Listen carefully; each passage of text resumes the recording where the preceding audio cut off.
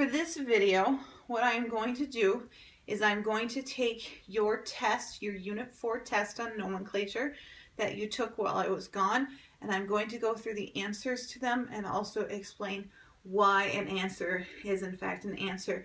We will do smaller parts, so it's not one big large video, so we'll take a couple different smaller ones, but let's go ahead and get going. Okay, so here we are right in the top one. Metals tend to lose, and non-metals tend to gain. So I'm going to be looking at letter C. Anions tend to have a negative charge. Cations tend to have a positive charge. This is how when I was learning this, when I kept these things straight between the negative and the positive. Cation has this lovely little T in it, which looks like a positive, and that is in fact what a cation is. So that was my little trick. Anions are going to be your non-metals, and your cations are going to be your metals. So I am looking for letter B. Which species is the nitride? The IDE is going to be one of your indicators that you are dealing with a single element rather than a polyatomic ion. So we're just looking for nitrogen, which is letter E. When a metal and a non-metal react, what tends to lose, and that we already did up there, that would be the metal tends to lose, and the just do M and M for non-metal, the non-metal tends to gain. So I am looking at letter D. Sodium forms an ion with a charge of a +1.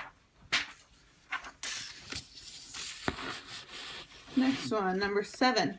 Aluminum forms a charge of a +3. All of these, which are the charges, are all found on the periodic table. You gotta look there in order to figure out the charges.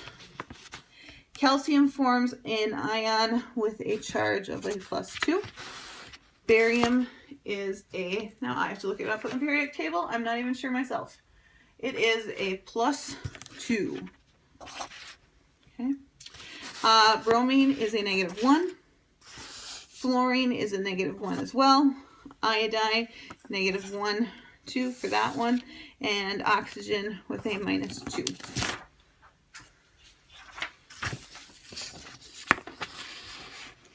Okay. Sulfur forms a charge of a -2. And how many electrons are in the ion with a 3+? All right, the plus sign, okay, means that it lost, okay? And so if the Al with the 3+, okay, if we're losing it, okay, aluminum has, this is a more difficult question. Aluminum has a total of 13 electrons, okay? And I got that by looking at the periodic table, okay? For aluminum, I just go ahead and look at exactly how many electrons it has, okay? But now for the positive charge, I've got to lose them, and there is it's aluminum with a 3+, so that means I lost 3, okay? So I'm going to subtract off 3, so I'm going to get 10 electrons on that, which is going to be letter B.